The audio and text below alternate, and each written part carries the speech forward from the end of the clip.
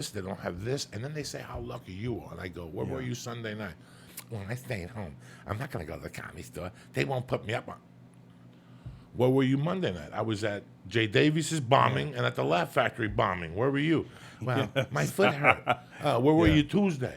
It's all about, and when you're an independent contractor, you cannot fall behind. Like I'm an independent contractor. I tell people every week on the first of the month, we're all equal. We're all, listen, broke. We got to start from scratch. And you got to look at your book. You ever look at your book and go, yeah, there ain't nothing on this fucking book. And what do? You start emailing people. Yep. You start licking some envelopes, sending out some headshots. Hey, man, how's your podcast going? Yeah. How's this going? Whatever. And all of a sudden, you're generating. You're putting shit into the energy. D'Agostino's a phone salesman. Yeah. And I told him, D'Agostino, if you stick with this, you're going to make a ton of loot. He's starting to make loot over there. It's 5 hours a day. He's pulling down $21 an hour. Wow. Because he hits the bone. I told him, everybody's going to go there. In America, everybody's going to go there. They're going to give it 3 weeks. Right. Not the 3 weeks. I ain't making no money. And they go right back to what they're doing again. The smart people, and I wasn't one of the smart people. That's why I'm saying this. The smart people shut their fucking mouth and sit there and make the calls, and you'll see Darren Carter disappear and Lee Syatt disappear. And you know what these guys do when they leave? They go over and they take your bundle of papers that you've already called, and you've twisted the label off. You quit before you were supposed to call them back and go, hey, where's my money? And that's what D'Agostino, he goes, oh, my God. Every day people quit. I take their paperwork and I make 3 sales. You already made 100 calls and gave up. They give up before the miracle happens. They fucking give up. I saw this cartoon. It was great. It showed like these miners digging. Oh yeah, I've seen that. You saw that one? I showed it to Steve Simone. I think he reposted it. I mean, we both connected on that. And the one guy, he was like, right. If you just would have kept going like another 3 inches, all the jewels, everything you wanted was like right there. Right there. And it's like, I think that's what drives, especially like you said, you just can't. No offense, but you know what I mean. Like as if we were comedians. No, like he's my brother, and you know what I mean. I've been busting his balls all weekend about it. Like I was gonna say, some people are like, yeah, you can't quit, but then if you're like, watching, binge watching 9 hours of it, then Lee's it's like, Jewish. Yeah. Lee on Friday should have been on Sherman Oak Boulevard with a string connected to a fucking one of those sprinklers, and another string in his car. So somebody would trip, you get out of the car, you drive him to the hospital, you have the attorney on speed dial. Listen, I got an attorney right here, he's Jewish. And the whole way you make 10%. You drive him to the fucking, you go to those Armenians, you go to those Russians and go, look, you know what I do for a living? I pick people up who fall down, okay? I'm going to bring them to you. You're going to hit them with a bill and I get 10% off the top. And you collect all the way through. The Armenians, the insurance, and the people. Listen, I take you right to the airport. I took care of you. You were fucking lying there crying. At least give me 10 points for the fruits of my labor. A little gas money, let me wet my beak. And next thing you know, you're making 30% a day. You're not going to get paid right away. But in a year from now, who's going to have more money than Lee Syatt? You're going to be connected to every attorney. He's going to be giving you back. That's what Jews do. Jews create shit. Can you imagine that tying a string around a water sprinkler to your car and people trip over it? That's a Jew mind. That's hilarious. You think that guy is worried about the pink or the red is the new black? He don't give a fuck. He's looking for people to trip and fall. He knows if 6 people fall, he's taking 3 of those. He's 50%. He's batting 50% for the day. Jews work on percentages. They're geniuses. That's hysterical. No, you always told me to call companies. I have no idea. Yeah. You told me to call companies. This is what Jews do. I grew up with hard-hitting, Jesus-killing Jews. That's what they do. That's what they do. And I ain't mad at them. Because if these guys started a school on how to make a living, this country, everybody would be working. Everybody would be fucking halfway rich. Because these guys are relentless. Relentless. Can you imagine tying a string and waiting there? You know 8 people are going to fall. You're in for 4 of them. You think people really do that? They do, huh? Go. I used to hang out with Cy Lawrence. This is what he did. He made a living fucking falling and setting people up in supermarkets, buses. He loved buses. When a bus, he would get a car to go up next to the bus and cut it off so the bus would wiggle. Are you fucking kidding me, guys? This is old Jew mind. This is how you make a living. You get 10 of those guys in 2 weeks. Let's say each of them get 30,000. You get 10%, $3,000. You got 10 guys falling for you every other week. Yeah, but I'd be the asshole who did it once and did it to an undercover I cop or don't. something. No, fuck the cops. They fall too. You're always looking for a fucking 10%er. Darren Carter, talk to me. Can you imagine if you did that? You did the string, someone falls, and then they want to fight you. You're like, Oh, absolutely. You go to pickle juice, Yeah. and you drop it in the supermarket. Pickle juice is slippery as fuck. bam, and then They know it. Yeah. And before somebody could say clean up on aisle 4, this is how you do it. So you would go in, you take the pickle juice, drop it, and Lee Yeah, would be on the corner. And it would have to, like, Lee would walk down, and you would walk down. As soon as you told the lady, hey, somebody dropped the pickle juice in aisle 4, you'd hear, whoops, ba-ba-ba-ba. And there you go. By the time they say clean up aisle 4, before they could even get there with the mop, Lee slips, he falls. Now we call 911. Are you okay? Yeah, I can get it. Oh, no, oh my God, what's my name? Right there. What's my name? That's 100,000. What's my name? What's my name? You always told me to say, did I pass Did out? I pass out? Every word. That's a Did beauty. I pass out? Did Who's I the pass president? out? That's it. Who's What the year is president? it? What year is this? And all of a sudden they take you to the hospital. You go to the hospital. They say they want to take you. They haven't found nothing, but you got headaches. So they keep you overnight. You're just picking up bills. My back hurts. Let me get a pillow. I hurt my ankle. You're just getting bills, guys. You just, let me get a scissor. Let me get a Band-Aid. You know what they More charge? money. You know what they charge you for a Band-Aid in the hospital? $8 for one Band-Aid. You get 10 of them. That's $80. Don't worry about nothing. You just clock it into your job. Your job is to draw the bills. The next day you get out, immediately you get a neck brace. You put that's the Jewish gold chain. There's a neck brace, okay? When you see a real Jew, he ain't got no gold chain. He got a neck brace, okay? When you see an old school Jew with a neck brace, you're like, that motherfucker is fucking dangerous. He puts that neck brace on. That neck brace never comes off. That neck brace alone is worth $100,000. I knew a guy like this. Yes! Everyone you're describing, it just came to me. It's like there was a guy, I lived in San Diego for a year, and he made most of his stuff. He made No, you didn't. Yes, he did. I did. He made most of his. This guy made most of his stuff. He goes, look at all my furniture. Look at all this stuff. He won it either on game shows or weird lawsuits. Yeah, and he at the time he said he was going. He was something about ulcers, and he goes because it doesn't say it on the Tylenol, so he wanted to sue Tylenol. And he goes, if you look on the bottle, it says nothing about ulcers. Real Jews have This an is like 20 years attorney ago. on speed dial, dog, claiming everything. I went down to service for Volkswagen. Those Nazis didn't put oil in my fucking car. Lee, you have 1,000 lawsuits, and you're sitting there like a fucking bump in a log complaining you ate large for taxes. We gotta fucking get you working if you're gonna be a Jew out here. I had never thought of the sprinkler. Oh my God, that's old school. I'm telling you right now, that's Mad Max type shit. Do you just like walk by something and be like, that would be a good place to trip Yeah, somebody? when I do it now today, I would go look at Because there's fucking cameras now. So you gotta be careful though. Cy Lawrence would be hitting the jackpot, especially in California. Everything's got a pothole. Every street's got a hole in it. yeah. Every time you look on a sidewalk and it's got a dent in it, your foot could get caught in there. You know what So I s- you look yeah. at it, you come back like 2 hours later, you slip and fall, you crawl a little bit, so the camera catches you crawling like you got fucking herpes and mononucleosis and shit. You're just crawling on one elbow, and you get the camera to show you, and that's it. Guys, you go to an attorney, but then you go for treatment. That's the way you get the money, is when you go for treatment twice a week. Acupuncture, fucking ears, chiropractor, genealogist, anything who will take you and bill the insurance, because they're all in on the same scam. So what you're doing is going for treatment. Now, once they all say the treatment's over, all those bills go to the insurance company. So you want $200,000 worth of bills because you get 10% of that or something. The higher the bill, that's why every time you walk into that restaurant with the neck brace on, crawling like you're an extra on fucking one of those dead Walking shows. Dead? Walking Dead. That's where the paper is. And dog, I know people who've had 3 of those lawsuits going at one time. And it's bad karma, but who gives a fuck? You deal with karma later. What's up, DC? I fell in a hotel. Like they had just mopped, and she had no signs, and it was a little bit of an angle, or like a ramp. And I was getting ready. The guy was going to pick me up and take me to the club, and I was walking real fast. I wasn't running. I was walking real fast, and whoop, bam, down, and my hip hurt for like 3 or 4 And days. those hotels, You that's a should've called quick Joey. settlement. That's 40,000 real quick. Yeah. They pay you out of court. A Jew shows up at your house with a yarmulke and a fucking check in a suitcase, like Jerry Maguire's wife. How you doing? Here you go. Take this.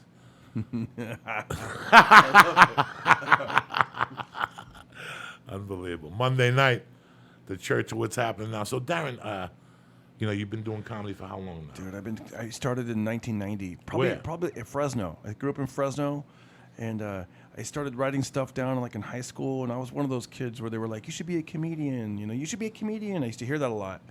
And I remember they had career day, and of course, there was no comedians, but it was something I always wanted to do as long as I can remember, probably like 12 or 13. And, back then I got lucky. I started right away. Like I was on the speech and debate team, and I'd write these funny speeches, and that would turn into stand up, and we'd do our thing. And it was easy. Back then there was this group called the Comedy Crew, and we get $25 right off the bat. Like now they got like bringers and all this crap. It's like no, not back. Is it like a comedy rap group? No, it was like a group of guys that all sucked. And this is in Fresno. Yeah. And then how long did you stay in that market up there? I stayed there for about a year, just getting my legs, learning how to do it. And I got picked up to do comedy at Marriott's Great America. It was a theme park. They came in, they had auditions, and I got picked up, and my job was to entertain people in line for roller coasters. No way. There was 5 of us. They had Stilt Walker, a guy who breathes, that swallows fire, and then my job was to entertain people in line for roller coasters. And I lasted about 2 months, and then I got fired. For what? Just because it sucked. It was. Imagine just walking up to people and trying to be funny, like no microphone, no speakers, nothing. Just. I thought you were talking because I've been to some amusement parks and they actually have shows sometimes. But Yeah. you were just walking to like a random person in line trying to make them laugh. Yeah. That's crazy. Yeah. I did like 13 shows a day. I did that, and then opening up for like the ice skaters and, Yeah, anyway, so then I hit the Bay Area scene. That was my thing. What year was this? That was from 90 to 92. Oh my God. Yeah. DC. No. I mean, I lived in the Bay Area from 90 to 92. I only did that job for a couple months. No. I'm talking about Yeah. those 2 years where you were doing comedy. 90 to 92, man. Roommates, doing all the East Bay stuff. Tommy T's, going into the Punchline. You mentioned the open mic on Sundays. I used to do that. Tommy T's, Tommy Rooster T's. Rooster T and Rooster T Feathers. I didn't do till I got till I headlined. But back then it was run by somebody else, and back then it was a little bit harder, right? It was like a lot of engineers, and they're a little bit white and uptight, and that was it was tough. I was 20 back then. I was like 21, so my comedy did better at the. Did you ever do the Last Laughs? There was one in Seattle, 2 San Jose, Phoenix. The Last Laughs. You probably did one. No. Yeah. I came as I started. Yeah. They were going out.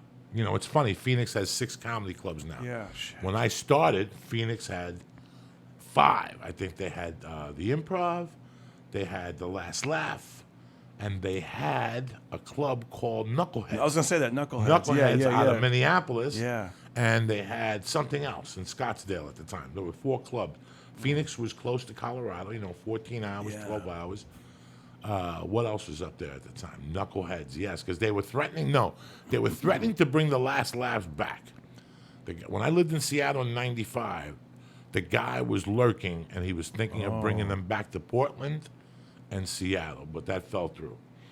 Yeah. I heard that. I never did the road back then as far as the Last Laughs. I only did the San Jose ones. But they said that guy that ran it was a real jerk. Is Torres or something like that? Yeah, they were fucking Yeah, they said that he would, assholes, in the condo, he would lock the air conditioner so it wouldn't go below a certain thing. So people would take their blow dryers and blow it on the thermostat to get the AC to kick in.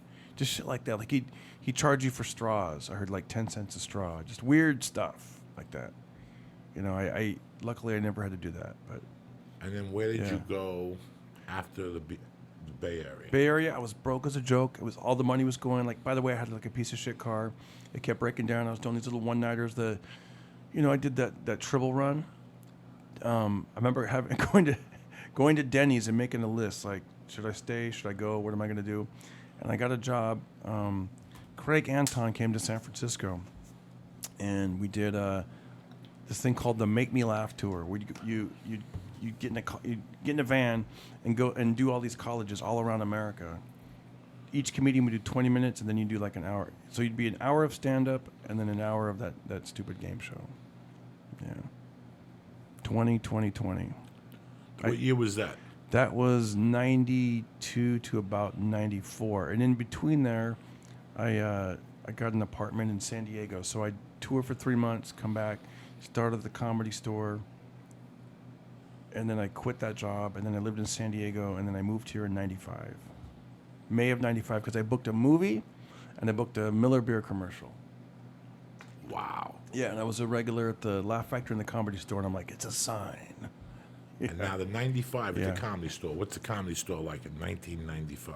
Richard Pryor was coming in. I was hosting like 3 times a week, and I got to open for him. And I remember one time I was in those back chairs, and Mitzi was all the way to the right by the doorway, and I was about 4 chairs in, maybe 5. And I walked off stage. I sat there in the chair, and then at one point, Richard Pryor's wife, she leaned over, and I thought she was going to say like, "You can't sit here," and she leaned over and she was like, "You're very funny," and I was like, "Oh wow, thank you." I mean, that just that was like one of those little signs of validation. It felt so good. Which you go home and your Yeah. head explodes. Yeah. You You're bring like, out the agency book and you're like, I'm gonna call CAA. Yeah, first yeah, thing in yeah. the morning, tell them to suck my dick. Richard Pryor's 8th wife told me I was funny. But it's like all those jobs that you said were kind of crappy. Yeah. It sounded like they probably helped you get good at comedy doing all those shows. Yeah. Oh, yeah, for sure. I mean, like I said, at theme park, I did so many shows per day. The college, we did, all these shows at all these different cities, all these different towns. Just, and as you see, Lee, you see me out every night. I'm always on go. I just go for it. You're like, no joke. Every night Yeah. my Facebook is just Darren Carter Comedy Store, Darren Carter Laugh Factory, and and you're out like late too, and you're a dad. Yeah. And then you're up at like 7 in the morning. Sometimes. Yeah, I probably do that twice a week. I'm not like Joey. He's up. That's great. Yeah. And now you're here. I met you in '97 at the store with Johnny and Cardinale. Johnny and Sanchez A and bunch those of you guys guys and- used to hang out up there, and I was Yeah. I was older than you guys, but I was the new kid on the Yeah, block. yeah. I'd see you and I'd be like, Joey, your shoes untied. Joey, because you'd be, hey, I don't care, Hey, you'd be like, I gotta be on a bus. You'd disappear for like a month. You'd go out and do the road for a month, and That was it at that Come time back for me. and- When I came back, Yeah. I saw so many holes in my game that I had to improve. yeah, And it was like what they tell you about when you start somewhere, that they see you at that point and they remember you at that point. So I stayed out of the clubs, even though I was in them. And I would go on off nights, but I was always on the road because that's where you cut your teeth. At least that's what was told yeah, to me. At that time, I had no girlfriend, no nothing. My obligation was to pick up $500 every week, no plane ticket, sleep on buses, sleep on the fucking side of a car, whatever I could do, I know. God, I to remember. make it work. I mean, this is what you're doing. I had like I said, when I did that college tour, I had like no money. When I say no money, I mean just like that was it. I didn't have anything in the bank, nothing. I had no money. So it was like, I have to make this work. And so the guys, a lot of people do have some, like they're, like the other guy, he was a teacher and he's like, I'm going to be a comedian. So, he had some income. And so they used to laugh at me because I would keep a little calendar of like how much money I spent that day. And it would be like, oh, right, today I spent $0. Or maybe I spent $2. I remember surviving off just like a jar of peanut butter and bread and an apple. And I said, because we get to the college, that's where they'll give us like sandwiches or pizza or something. And, it feels good now to have money because, I'm going to get a hotel. But back then I was like, oh, we're only going to be here for like 7 hours. I'll sleep in the van. Yeah, I'll and sleep in the fucking van. I'll save Yeah. $50 to. Yeah. That was your mentality. Fuck it. It's like, 6 yeah. hours, 12. I remember going to I was in New York and I had like $600, and I'm like, holy shit! I could go out on a Sunday night in New York. I was in Yeah. Syracuse. I took a bus all the way into Manhattan to see my buddies, and here I am on 42nd Street with $600. This is 1998, 98 and 99. The $600 in 1999 to me, Lee. Do you have any fucking idea? Like 6,000. It was like 6,000. And here I am in Manhattan. I'm like, I'm going to meet my buddies. I'm going to get some blow. I'm going to go to the bar, get a hotel room, or one of them is going to put me up. And I'm going to stay here till Wednesday or Tuesday. And I'm going to take a bus to Kennedy. In those days, I flew everything with cheap air. Yeah. Cheap air was everything. So you had to get a money order and go to a certain spot in New York City and pick up the ticket after you ordered it. It was a fucking nightmare, Lee, to save $50 on a plane ticket. Yeah. So here I am. I'm flying from Kennedy to Dallas. I'm working the other room in Dallas.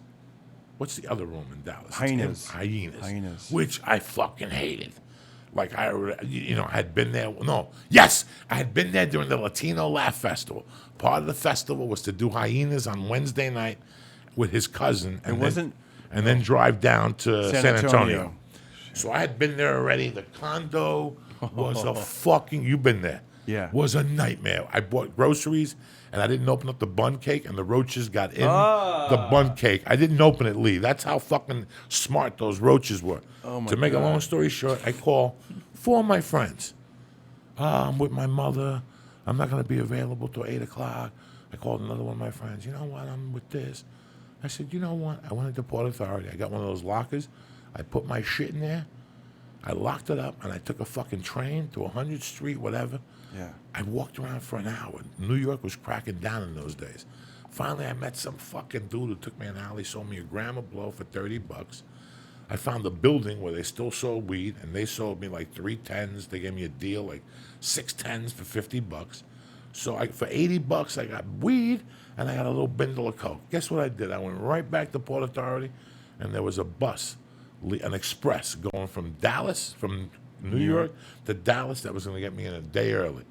I called the fucking owner, and I go, can I be there a day early? He goes, absolutely. I said, I took that bus. I did bumps the whole way. I jerked off in my seat. You think I'm fucking kidding you? I rolled joints. I fucking went out of everywhere it stopped. I smoked a little joint. I got coked up for 2 days on that fucking bus. By the time I got to Dallas, I needed a fucking bed to sleep. Think I'm kidding you? And I ended up saving fucking. And you know what I did? I got back. I didn't do none of the drugs. I got back to Manhattan. I got a nice steak. In those days, it was like 29. Yeah. You know, when was the last time I got a steak? I was living on Subway, cheese, and veggie That's why you hate sandwiches. Subway now, huh? No, I fucking hate it. ugh. I ate so many Subway, and I'm talking about, I was a big guy, and I get a foot long and eat 6 inches and have to look at the other one for 18 hours because that was your dinner. Yeah. Your ashtray was filled with quarters. Yeah. You had 4 joints that you looked at like they were the Mona Lisa because you knew once they were gone, you know, you were getting 300 to MC. Yeah. Weed was $60. $60 bag of weed. There goes half my fucking, and you don't get high or nothing. No, you know what's funny is, and also, did you ever do this where I remember I'd be in the van, I'd crank the heat, and then you turn the key off, and then you fall asleep, and then you wake up shivering. You ever do that? We were like, I used to it's pull toasty, over. and then you're like, oh, this is good, I can survive, and then you wake up like, I used to drink No-Dos and Mountain Dews, Lee. I would pop 8 No-Dos. This is when I used to have to pick up my daughter in Boulder. So I would be in Idaho doing a triple run, get off the stage, and at midnight get in my car and start popping No-Doses once every 30 minutes, drinking Mountain Dew, smoking joints, doing 80 in the Datsun. And then I'd have to pull over and take a nap. And you had to pull over, take a nap, and leave the car on. When you wake up and you look, you don't know what scared is because you think you fell asleep behind the wheel. Yeah. You have no idea, Lee. Yeah. Sleeping at rest spots. I used to try to sleep in areas. places that were like lit, like hotels. Lit. Or, Yeah. Me you know, too. like In-N-Out Burger parking lots, something like that, where there's people going in and out. You know, like it's bright and there's traffic. The rest areas seem kind of creepy. I made a mistake. Yeah. I'm not a picture taker. I never thought I'd be here, Lee, and I never thought I'd be here. I made 80 mistakes in this career. And if you're a young comic and you start going on the road, I want you to do me a favor. Take pictures of all those people that took care of you at hotels. Mm-hmm. There were certain people that I don't know what their names are that I wish I could send them all $100 for their investment in me. There was a guy in Detroit that I got to a hotel one night and I was a day early. And I got there and I go, listen, man, can I use your bathroom? You know, and he's like, yeah, go ahead. And I used it. And you have a vending machine? Yeah, I got some sodas and some chips. And in those days, I just go in my car. Lee, there was no computer. There was no Netflix in your car. You just sat there and you couldn't put the light on because the battery. You just sat there and parked under a light until the security guy from the hotel would come over and say, hey, man, you staying here now? You got to move it. I ain't bothering nobody, dog, you know. And that's one guy, this guy was a security. And he goes, what are you doing here? I go, I'm playing Joey's. And he's like, listen, do me a favor, man. Just chill over here. Let me see if I can find you a place. And I'm serious. I had so many people that helped me. I remember one time being in Michigan in the back of a restaurant talking to this guy and him going, you just going to sit in your car? Yeah. He goes, walk with me down. And I thought I was getting mugged. And I went to a blues bar with him on a Monday night, a black blues club on the bad side of Detroit. I had a blast. I did blow. I met some chick. We swapped some spit. I fingered her. And I went to my car and jerked off and went to sleep and put the Nice. You know, and you listen to those stories now, and Yeah. you can't imagine them being on a triple run and getting arrested for shoplifting. Then I got arrested for smacking somebody in Boise, and then in Idaho, and then I got arrested. No, I didn't get arrested. I fingered this Indian chick at a bar. She had a yeast infection. I will never forget that. It was, like one of those Wednesday night triple things, which people, it's not here you get into comedy because you think you're going to be playing Vegas. And here you are at, what's the hotels around the country? Red Lion. Red Lion Inn Yeah. in some place. It says on the bottom, don't curse because there's going to be Mormons in the audience. Yeah. You know, and you got to go up there, and they treat you like they give you 15% off your meal. But Triple's only giving you $50, and the hotel wants salmon. You know, and those were the only times. Like there was one hotel that would give you like 50% off the meal, and you don't understand, Lee. For 2 days, you've been in a car eating Subway sandwiches, shitting at rest areas. Now you got a hotel room. The first thing you do is put the hot water on and just sit in that tub. You have no idea how you appreciate the little things when you're broke and on the road like that. Oh, my God. I used to use the jacuzzis more back then because I'm like, I'm on vacation. You know, this is great, a jacuzzi. That's what they say to you. Dog, Yeah, the hotel's got a jacuzzi. Come on. When you heard the hotel had a jacuzzi, you thought you were making it. Like, oh, shit. And then when you get older, you're like, gives a fuck about a jacuzzi. That's gross. I don't even want a jacuzzi, you know? There's so many things that... And back then, you know what you said? Like you said, you get $50 or whatever it was. Like, you know, we didn't do merchandise back then. There wasn't really merchandise, you know? Like, I did comedy, I think, for like 10 years before I even... It was, you know what I mean? It wasn't in fashion. There was some guys, you know, like, they would sell stuff, like bumper stickers, or Vic Dunlop, rest his soul, would do, you know, like the eyeballs, or they would... But most of us, you know, you make... If you got paid $100, well, you're probably going to go home with like 30, 40 maybe. By the time you get done eating, gas, spending your money, it's like, you know. And today, the gas prices. Oh, these kids are dying. I know. And you can't, you know, you have to do 3 weeks as a feature act. If you fly, you got to stay there for 3 weeks. And hopefully that you know, like the first time you go, it's an investment. You lose money across the board. Then you go and you meet like-minded people. A comic will go, dog, Yeah. I live at my mom's. We got a basement. Next time you come into town, come in a day early. I'll get you a gig at this bar, pays you $150, and you stay at my house. And you start building relationships with people. And I'll tell you, there was a guy in Boston. Him and his wife would cook for me. They had a little boy. And when I come to town, they'd say, listen, if you want to swing by and sleep in the basement. And, you know, That's they were cool. I had 1,000 of those people that I wish I would have taken pictures with. And but you live and you learn. How you feeling? You ready for another star, Lee? No, I'm not ready for another star. Why not? You're a fucking international playboy. Mystery men. Fuck the most interesting man in the world. It's Lee Syatt. I found out this weekend that you're having me watched when I go to Subway. He calls me and tells me, look, there's 2 people who have Really? reported to him that have gone to Subway. I go to get my hair cut last week, guys, on Wednesday or something. And I go in and some kid goes, hey, how you doing? I love the church, man. So I go to get the haircut. He goes, you got 20 minutes? I go, okay. So I go outside. I left the phone in the car. When I come back, he goes, hey, man, how you doing? He goes, I really like the podcast. He goes, yeah, I live like across the street from Lee. He goes, I didn't know that was Lee. I'd always see him walking out of Subway sandwich with a big smile. I started dying. Oh, shit. I'm like, come on, you still see him? I go, when was the last time you saw him? He goes, oh, the other day. I just saw him yesterday. He fucking walked out of there.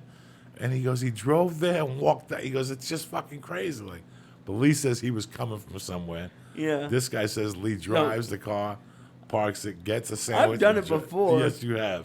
Hell yeah. You don't want to walk all the time. But What do you get when you go to, like, do you get like a turkey sandwich or Don't- something? I just get turkey now. I used to love tuna, but that's like the worst thing you can get there.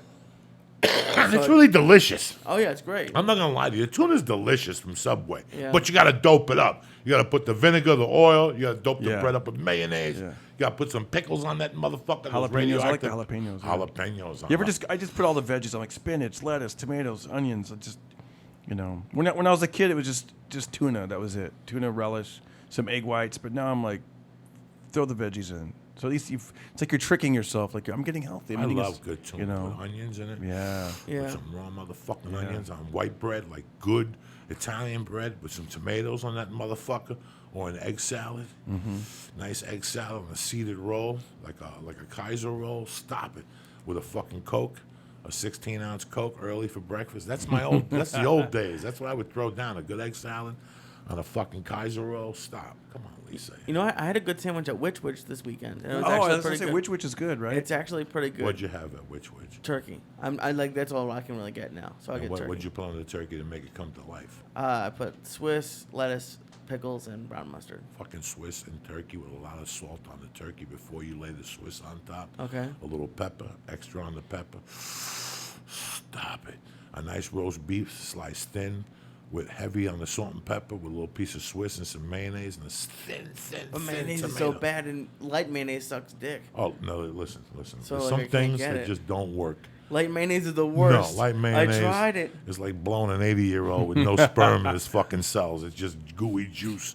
No, you always go for the Hellman's mayonnaise. Light mayonnaise is gooey juice. You never fucking cut out the middleman. You always go for the Hellman's mayonnaise. You never make that mistake. What do they call it out here? Light mayonnaise. No. What's the Hellman's that they call out here? Kroger? No, I don't know. Best Foods? Thank you, sir. Yeah. Fucking dude from Fresno over a Kroger. I don't know. Fucking guy. That's what I got to deal with. You understand? Kroger? So the other day I was sitting here. Piggly Wiggly? You know, Ari's a fucking nutcase. Yeah. You know, Ari likes to find the most obscure thing in his heart. He really does. For some reason, the rains were really bad, so they all got their flights canceled to New York. So he's at Ralphie Mays right now, Ari. Like, just, you know. Rogan's very intelligent, but Rogan always had an interest for not earthquakes, but the stars, and the moon, Bigfoot and Bigfoot, stuff like that, like space, all that outer shit space. is null and void in my world. Yeah. My whole thing has always been what makes people tick. Yeah. Whether I know you or I don't. When OJ killed that woman, Yeah. I sat there and related to him for a few weeks on how if I had an ex-wife, at the time, Yeah. and I always Oh, think of yeah. what makes people tick. Yeah. And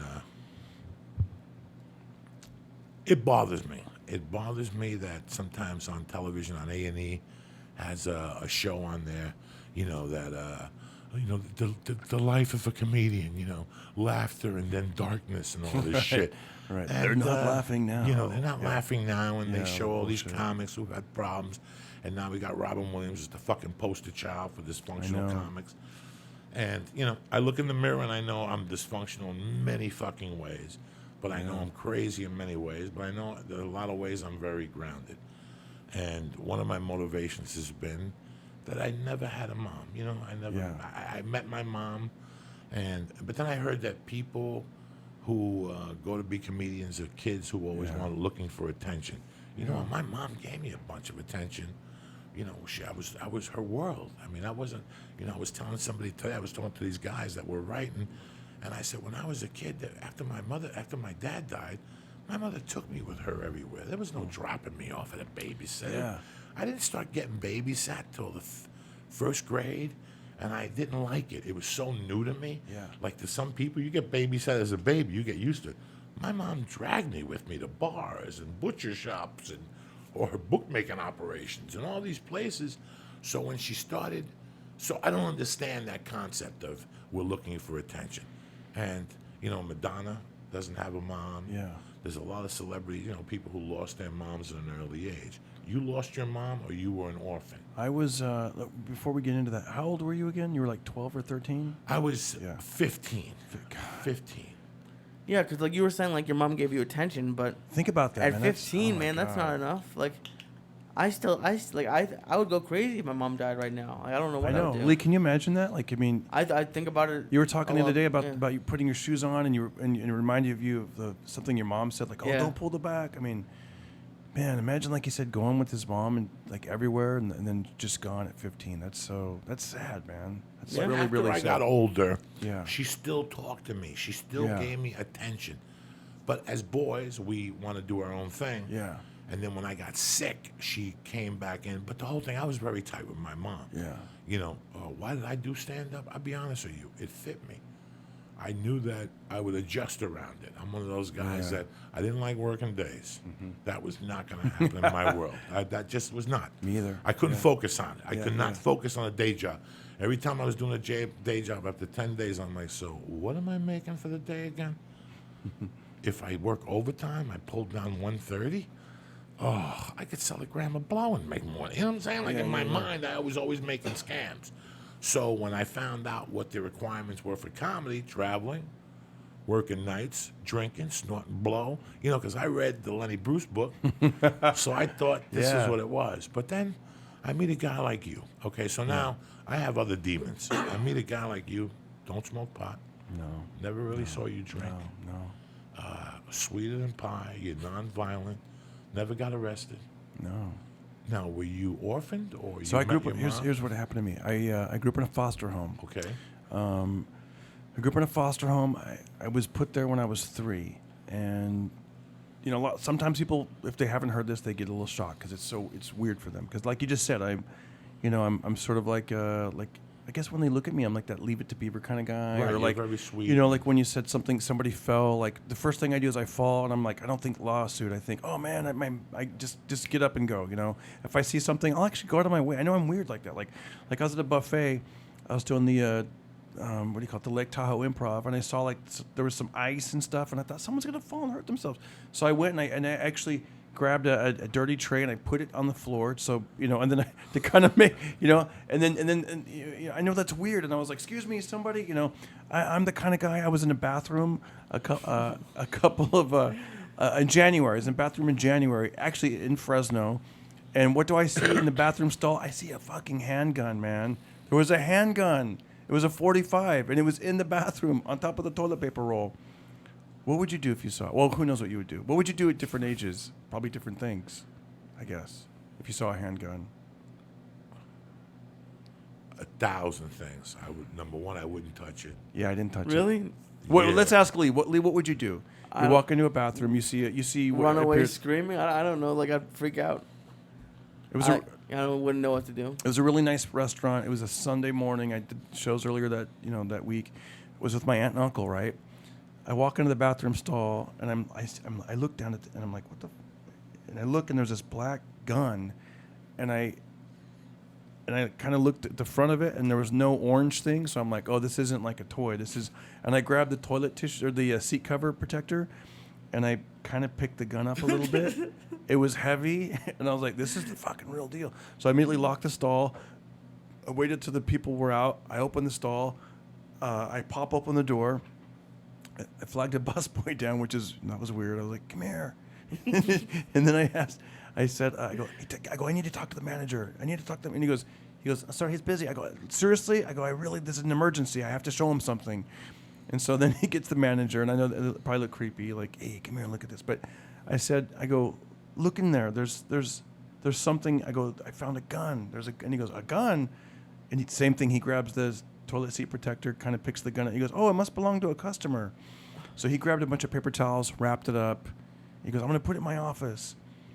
So he goes to his office. I sit back down. My heart was pounding, man. It's fucking weird because it was like a nice restaurant. You're a nice guy. You're a nice guy. Yeah. This is not your world. Yeah, and it wasn't like it was a late night Denny's at 3 a.m. or some weird. It was like a weird like a nice place.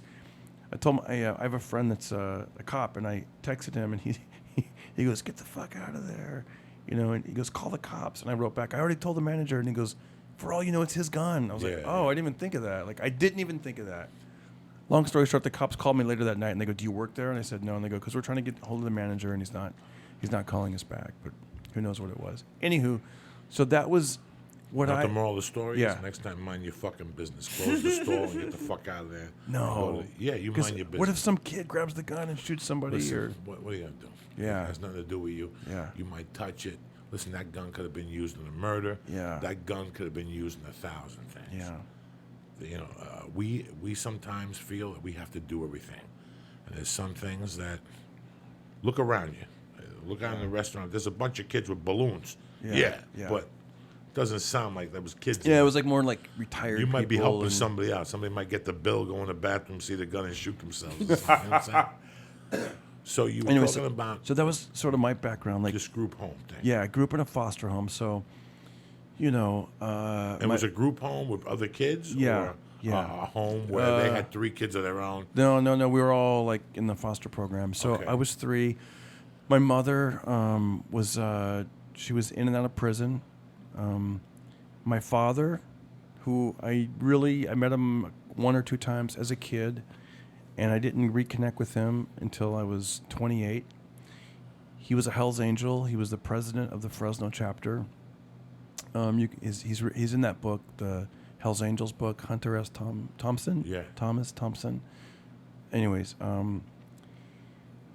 so my mother, I was closer to my grandma and grandpa, like on my mother's side. Like I didn't know my father's side. I didn't even, I only really know him. And then he has kids that I've since met. But so growing up, I would get to see my grandma and grandpa every 2 weeks. I'd see them every 2 weeks until I was 9, and then when they adopted me, that pretty much they put the kibosh on that. Like I would only see my grandparents, Christmas and birthday, so it'd be twice a year. I have two sisters, kind of. I mean, we're not really. I mean, they're my foster Now, sisters. when did your grandparents adopt you? They were old. They were unstable, I think. I'm gonna say like I know I ask that question all the time. I love my grandma and grandpa. I love them so much. When I turned 19 and I actually had a little, I grew up in a very strict household, super strict, very religious, going to church 3 times a week, Sunday morning, Sunday night, Wednesday night, that kind of thing. When I had a little bit of money, like a little bit just to, like pay rent, I moved out and for 2 months I actually went right back to their house. I went and lived with my grandparents for a summer. And for the 2 years that I lived in Fresno, I would, I'd have my job. I worked at a radio station. I went to City College, and I'd go to their house for dinner every night. They were the sweetest, coolest people. That's fucking amazing. Now, when you got adopted, what did it feel like living in this? Now, when you got adopted, you lived with a family, of course. There was the same family that raised me my whole life. Really? When I was 3. I went there when I was 3. My name I used to have a different last name. When I was 9, I got the name Carter. That's in the, party starter. No, but that's like, so I'm like, yeah, they gave me a stage name. No, but I remember my dad asked me, he goes, do you want to be adopted? And you're a kid, what are you going to say? You're going to say yes. Like I didn't understand it. My mom, and I hate to say this, but my foster mom, she was abusive, man. It wasn't a sweet thing. Some people are like, oh, it's so nice you got adopted, or it's great that you grew up in and I'm like, they're not all good. I mean, it seems like a good thing. Like if you tell someone I foster children, oh, you're a good person. Not really. You don't necessarily, just because you do that doesn't mean you are a good person. My dad was a good person. My foster mom, I gotta say, I don't think she liked kids, man. I don't think she liked kids. I don't even know why we're there. It was, yeah. It's weird because I took a course in psychology at the University of Colorado, but it was before I transferred. It was a continuing ed course. Yeah. And the guy did a paper on that or something, and we spoke about that for like 2 classes, how they did a study, and most people that adopt have a guilt that they're hiding. I don't know what the percentage was. I hate to say that. Maybe there's some psychology majors. I was young. Yeah. I was interested in this, the people who took me in, the father, I was introduced to them by their 2 sons, and I started going over to the house and eating. And one day I became a relationship with the dad. I said hello. I was always very polite. Yeah. Mrs. B, Mr. I was always very polite. It's like if Lee brought me to his house when we were 10. Lee would always go, my mom really dug you the next day, But for some reason, this kid's mom didn't dig me. Like, she dug me, but I don't know. Maybe I was Cuban. I don't know. Where the father was the dude. He dug me. And I remember him one day him pulling me back and going, come here for a second. This is what I like about you. That they were the first ones to get a built-in swimming pool. Oh, yeah. And we used to all go over there. And one day he goes, you know what I like about you? That all the other kids leave. You stay behind and pick up the towels. Oh. He goes, and I go, because I had a pool, and I know how it felt. You know what I'm saying? Yeah. You can look out, and all your friends leave shit out, and now you're getting yelled at by your mom. And we built up a relationship. Then he asked me, do you want to go to the track one night? And one day in the car, he said to me, isn't it weird that I have 3 boys, and you're going to the track with me? and I realized, Lee, what's the first thing I say to you when we get here every fucking night? How's your dad doing? You think I asked you that because I'm a jerk off? because I like your fucking dad or whatever. I mean, your dad's a sweetheart of a guy. I say these things to you because if you don't have a dad, we forget these things. Me and this fucking guy don't have a dad. We'll tell you how to be a better son. I'll tell you how to be a better son. You know, I've said, I did Ari's podcast, and I made a statement that I know how to save a marriage because I destroyed a marriage. Yeah. When you do this shit, you learn. And I see people who overlook their parents, and it fucking destroys my inside because I would give an eye to spend me and my uncle are beefing. We beefed. I'm 52. We've beefed 27 years of my life, which is half of it. Me and my uncle. He's my mother's brother. If I could look you both in the eye today as men and tell you I don't miss my uncle, because I would love to go to a Dodger game with him against even if I got to pay for the tickets. It meant that much to me because his sons wouldn't take him to a fucking Dodger game. We overlook our parents, and they sacrificed a ton for you, but you don't know that till you become a parent, and you want to do something on Saturday, but you know if you go in and set your sketch, you get an extra nickel, and that means your son gets an extra pair of sneakers. We overlooked that. I never forgot that, and I remember having conversations with him going, us getting to the track, and him giving me $30. And then he introduced me to guys that would win at the track, but they didn't want to collect the money because it would go on their taxes. So I would put my Social Security, and they'd collect under my name, and they'd give me 10%. Lee, are you fucking listening to this shit? I'm 13. I'm 13 at the track, going home with a deuce, 300 every night. Nobody knows where I'm getting the money from. It was crazy. But I never forget him looking at me going, I got 3 boys, and I'm going with you to the track. Yeah. This is how and he goes, I love my boys. But that feeling right there always and Lee, don't I always ask you about your dad? Don't I always beat you up to go down there and bring him out? Because the day he's gone, you're going to remember every time I asked you how your dad is. And you're going to say, you know what, I should have. And you're good, because I know you were going to go down there 2 months ago. It cost you a G-Note LaRue. They took your money from the hotel. The plane was delayed for 22 hours. You're a good son. But there's a lot of people, man, that they overlook this for some reason. Yeah. And, Jesus, it's a... Well, do you ever think about it, Joey? Because, like... Jesus, fuck, I think about it. Well, not even that, but in... I live it with my friends. I live it with my daily friends. Hold on. I got my nutsack stuck. Those jean shorts. I didn't put MeUndies on. See, if I would have had MeUndies on, your balls.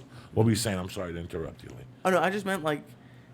Because most kids who lose a parent probably don't go through that. They would go through, like... They would get taken by the state and all that, and you got lucky and went to live with your friends. Like, how your life would have been totally different if at 15 you got taken to like a different part of New Jersey. No, but I wasn't gonna. There was no. Listen, I live in a political hellhole where they would have cut the strings. Really? In those days, North Bergen was really gangster. Like if the state would have came in, they would have thrown a beat on them. My friend. Oh shit! You know, Carmine would have pulled the gun on him. It would have been ugly. So I don't know what happened when my mom died. Nobody said boo. Like nobody came to the house. The school didn't say nothing. You just kept wow. Nobody said dick. I just went to school. We buried her on a Monday. Tuesday, I was back at school like nothing happened. You went to school the day she died. Yeah, the day she died, I went to fucking school. I mean, listen, man, I knew even at that age because my dad had died, and I saw how my mother acted. Yeah. My mother didn't sit there like a fucking victim. In fact, my mother got doubly hard after my dad died. I could see it. I could see how much she worked and how much, she loved, and she partied too. Yeah. But when it was time to, she opened the bar, she laid it down, she watched that lunch register, then she'd disappear to the Meadowlands and catch 4 races and win 1,000. Then she'd shoot over the, But I had the opportunity to meet my mother. I don't remember my father. I can't imagine. But all the fingers pointed to me losing my parents. I mean, we moved on a street that was an old orphanage. They said there was a fire there and that all those houses were fucked up. It was a dead-end street. It was 2 blocks from a fucking cemetery. I had all the fucking signs, Yeah. When you were growing up with this mom, I mean... Yeah, foster mom. It was like, foster did parents. she yell at you in front of people? Was all it the you time. and her were alone? No. It was she was the meanest lady at church, that was my mom. Like the one that would, like the kids were, she'd go, hey, snap her fingers and stuff. We'd have there was 2 times, I grew up with 2 sisters. They were Native American. They're really related. They're related. There was another brother that was 10 years older than I, and he moved out when he was 17 and I was 7. So I knew him from 3 to 7, you know. And I remember they had the social worker that came in, and one time this is the legend. I don't remember because I was too young, but my sister said that he did this. Like, he told the social worker, you know, that she's abusing us. She's, you know, and he tried to, and then after that, it was done. Like they did nothing about it. I ran away when I was in my senior year, and after that, you know, it was like December when I was like 17. And where are these people today? Where's your mom today? Real mom Yeah. They're both dead. Foster mom died. Real mom died when I was 23. I saw her twice as an adult. She died in prison. After that, no, I last saw her when I was 23. She died when I was, I think, 28. And you know how you have that thing where you're like, there's that person I'm going to look for. There's that thing I got to do.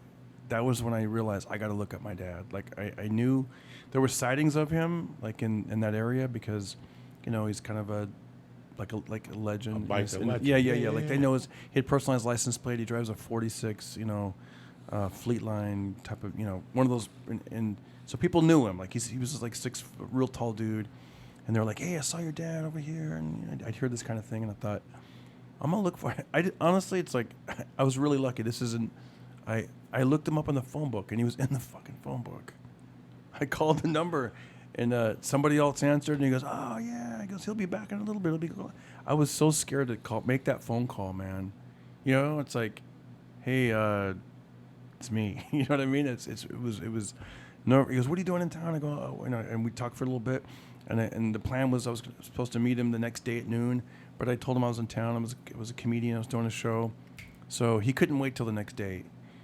Him and his friend, they showed up at the show, and so you got to picture you're on stage. Most of the audience is in their 20s and 30s. You look over, and there's these 2 ZZ Top-looking motherfuckers in here.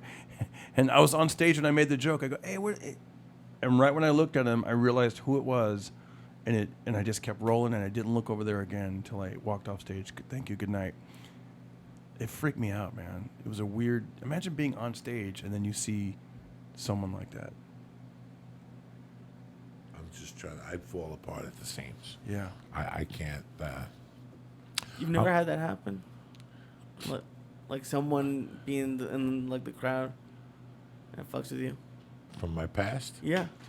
Oh, Someone personal. yeah. Yeah, we're not talking like someone personal. Like if you saw your uncle, but you've seen your uncle recently? Or? No, he came to a show one time, Yeah. but I know he was coming. He brought my cousin Yeah. from Cuba. You know, I love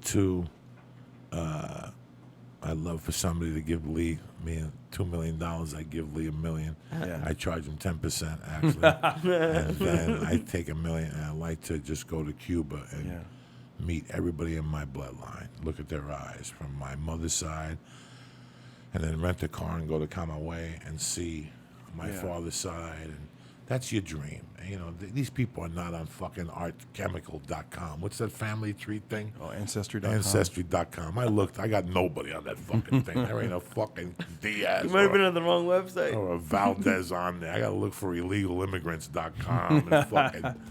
There ain't no fucking Diaz's or Valdez there. They both came in illegally. You know, I just like to go and see. Everybody would, to see what their fucking roots were. Who the fuck wouldn't? I want to go see the whole thing.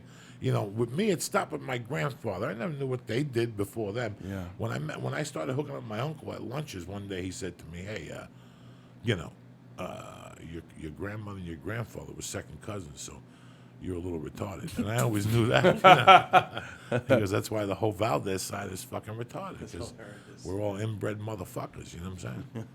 So, do you think? What the fuck are you giggling about, cocksucker? How you feeling over there, all right? I'm what are you gonna stoned do? as fuck. Go home and watch Orange is the New Black tonight? I'll No, fucking I'm done with stab it. you. It's over. You understand me? Cocksucker. Still in the Sopranos. I'm sitting there all weekend going, what type of Jew is this? What Jew would sit there all day and watch TV? Somebody's slipping. Somebody's wallet fell out of their pocket. Something. There's got to be a move to be made, Lee. I feel you, dog. 9 in a row. Oh my God, that's a lot. Did you give her a stabbing in between?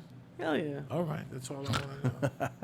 A good stabbing, or one of these Hilarious. half a fucking Go on. fags. Did you eat a little monkey?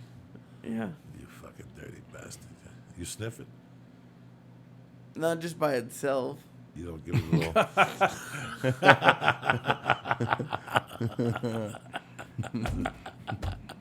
Where's Tony Bennett, that cocksucker?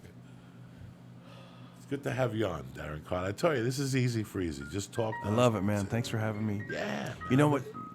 Because my dad was in San Quentin, for 3 years in the '60s, and my mother was in prison, and after that, and so they would write letters back and forth, and so he's given me some of those letters. I was looking at one of them today. Shit's wild, man. What are you gonna do? It's Monday. DC's on. What happened? You fucked it up again. No, I didn't fuck it up. I faded it out. I didn't fuck up today. Yes, you did. Yes, you did. You've been You're fucking slipping. up. You're slipping. 9 episodes that went to your head. Like 50% of this audience did the same thing this weekend. No, they did not. Yes, they did. No, they didn't. I No, they guarantee. didn't. But they have day jobs. You're an I unemployed. love that song, man. It's You're so a good. fucking independent contractor. You're like, you're I out was every making day. moves. You weren't making no moves. I was the only making moves you were moves. doing were getting her soup and rubbing her feet and making believe you give a fuck. Oh, you're sitting there all googly eyed waiting to get in her pants. You're a dirty Jew. No, actually, I worked on Saturday, so I did Steve Simone's podcast. You're a dirty Jew. Ha Stop it. ha. Ha ha. You came There over you and go. Steve said I your win. hair was all fucked up. No, he didn't. You had pussy hair on your neck. Maybe. You dirty bastard. I love his ha. His ha. It was a neener. Yeah. I worked on Saturday. I did. Yeah. Fuck it. Little fucking cocksucker, you. Everything all right in your world? Yeah, You went everything's. to the gym today. You're going back to jiu-jitsu tomorrow night. I was at Yeah. VMAC yesterday. You had a good time? Yes, I did. I did those hip escapes in there. That's a long floor, dog. Everywhere else I go, the floor's not that long.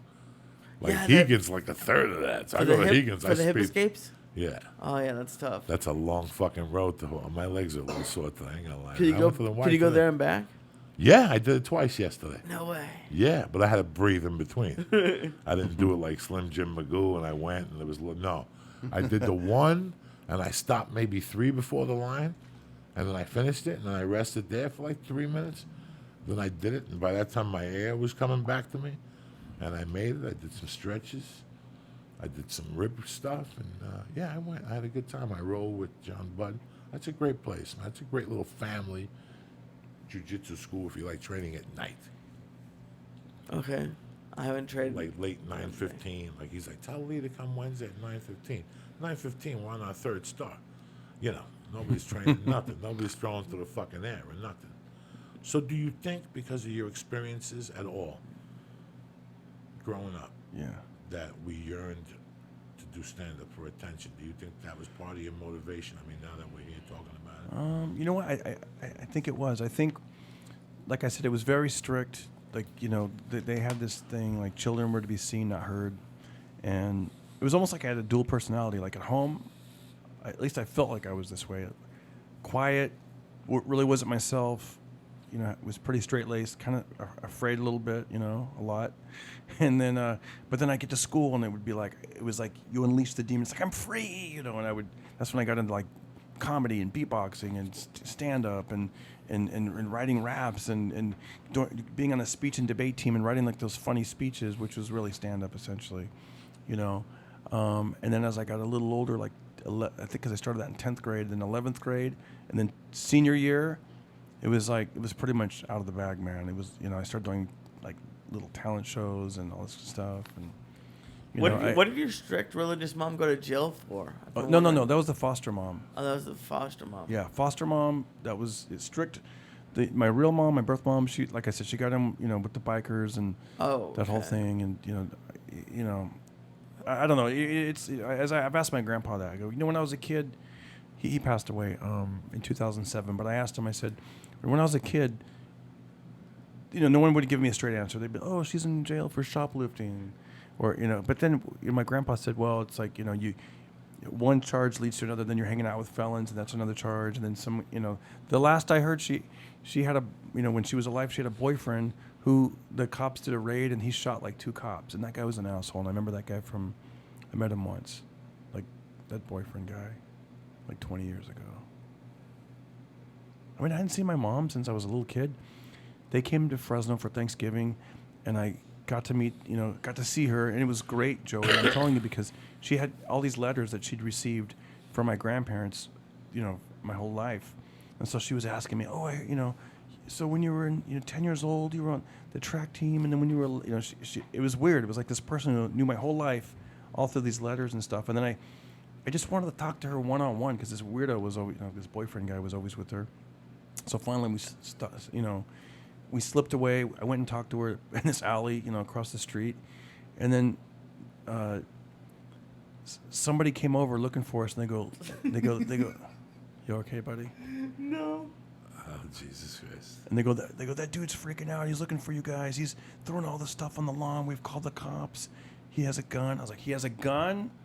I was like, fuck, man. I took off, and I didn't see her again until, I saw her 6 months later at my grandma's funeral. And then after that, she died 6 years later. And it didn't even hit me. Like when I got the news, because I didn't really know her, but I think I cried for about a couple minutes. I mean, I didn't cry. Then I cried for a couple minutes, and then I just, like you said, but it was different. Just moved on. Until that night. Then that night I did a set at the Ice House, and I walked off stage. And I remember for some reason it just hit me. The sound man goes, Darren, that was an unbelievable set. And when he said that, I go, you're not going to believe it, man. My mom died today. And I just burst out in tears. And I don't know if that guy was on something or what, but when I burst out in tears, that guy fucking started to burst out in tears and gave me a big hug, and it was very emotional, It's weird when something hits you. Yeah. Sometimes somebody tells you something, you're like, okay. Yeah, And it yeah, hits you, yeah. and you get in your car, and you make a call, and all of a sudden, something happens. Yeah. It just hits you. Yeah. And for some people, it hits you immediately. For some people, it took 5 years for my mom's death to settle in. I was 19 when all of a sudden I'm like, wait a second, Yeah. she's gone. She's fucking Mom's gone. yeah. She's gone. I can't imagine. And you sit and look at the other side, She loved you in her own little way, Yeah. but, her life got in front of motherhood. And I know. sometimes that happens, and it's... Yeah, I look at those letters. I looked at one today, and she's like, you should see your boy. He's out of sight. And this, It's funny. She's using the language of the day, of the 60s and 70s, He's out of sight, And the letter was, she made it herself, colored like a sun. You know what I mean? Like the designs they would do in prison and shit, little design. And it's like, it's wild, man. It was weird because I remember being at the wake and sitting there going, wow, I'm an orphan. It's like a label now I'm going to have. I'm an orphan. Yeah. And nobody, like I said, guys, nobody said nothing. Maybe like the third day at the wake, people were like, hey, man, so what's your next move? And I'm like, I don't really know. I don't. Yeah. Some people were there from Miami that said I could move back with them. My uncle was here, from here. He was very, my godfather was like, you can move with me to like West New York. But all these places I had to move. I had to leave high school. I don't want to be that kid coming in as a sophomore. Fucking, Jesus, Lee, the fucking move in high school. That's a horror show, Lee, where you from? Is it that one? You're not going to the bathroom, no. You can't go to no fucking bathroom. Yeah, hold it. Okay. We're gentlemen here. You know what I'm saying? We fucking do this for 9 hours. Dave Chappelle does 6 fucking hours. You don't see him going to the fucking bathroom, do you? Yeah. What'd you drink? A half ounce of water? I know. I drank some coffee before I got here. Son of a Jesus Christ. You need that aggravation in your life? How about I piss one time? Let me just piss one time. Yeah, go Okay, piss. thank you. Jesus. Which key is it, Lee? It's the metal one in the middle. I know they're all metal. Here. Oh, middle. Fuck. I got Okay, I'm gonna hurry. Can you believe this shit? shit. Man? This is what I got to deal with. Oh fuck. People got to piss and it's shit. painful.